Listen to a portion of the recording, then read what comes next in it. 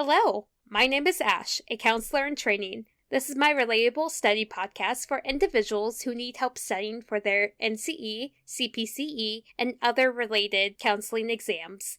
I'm going to go through many questions from multiple resources and make the answers relatable to both you and me. So get your listening ears on and let's get studying. The statement, males are better than females when performing mathematical calculations, is A, false, B, true due to a genetic flaw commonly found in women, C, true only in middle-aged men, D, true according to research by McAlpey and Jacqueline.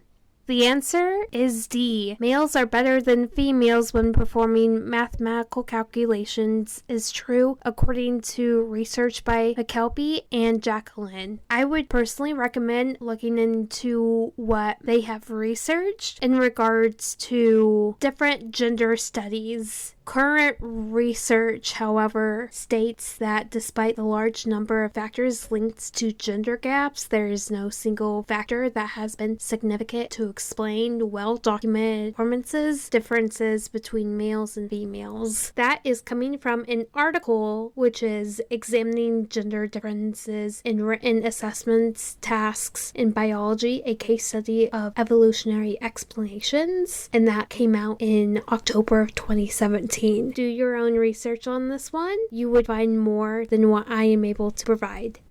Which approach challenges clients to interact socially without ritualistic behavior? A. Exposure response prevention. B. Desensitization. C. Behavior activating. D. Distress tolerance.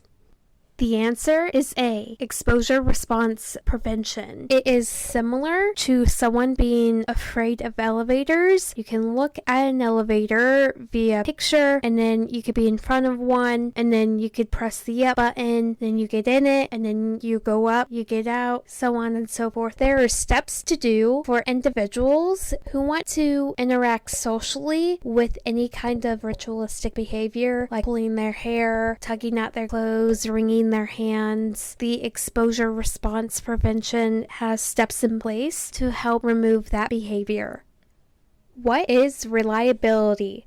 Reliability often refers to the consistency of the results, and this is measured by test and retesting evaluations, or splitting the test in half with random assignments in between two subgroups given the same intervention, and then comparing the findings, or inter-rater situations where separate subjects rate the scores and compare to see if the correlations persists. The most common example would be people's height and weight. They are often pretty reliable when you go into the doctor's office. For example, I am really short at 4'9", and so when I go into the doctor's office for a checkup or need to get something checked out, they always take my height measurement and it will always be 4'9". That is an example of reliability. The Ericksonian stage that focuses heavily on sharing your life with another person is A, actually the major theme in all of Erickson's 8 stages, B, generativity versus stagnation, ages 35 to 60, C, intimacy versus isolation, ages 23 to 34, D, a critical factor Erickson fails to mention.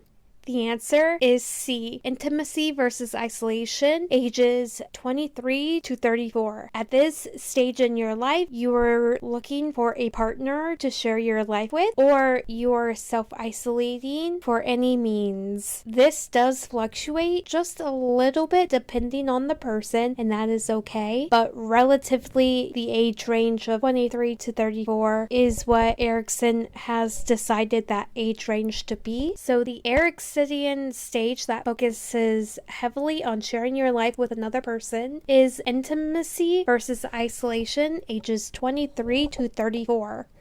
What is the deontological view of ethics? Immanuel Kant is associated with deontological view of ethics. This perspective deals with the universal truths where everyone receives equal treatment. When a counselor believes that this privacy should be a part of their service, then the privacy needs to be applied to all of their clients in every situation. There is no room for exceptions to this rule. In addition, there's no need to consider consequences in this philosophy because all people are treated equally. This reminds me of the golden rule: treat others how you would like to be treated. But in this viewpoint, it may be ideal to think of it that way, but the deontological view of ethics wants to make sure that all clients are treated fairly and equally no matter what is going on. And that is all 5 questions for this episode. Thank you for listening. Keep calm and study on.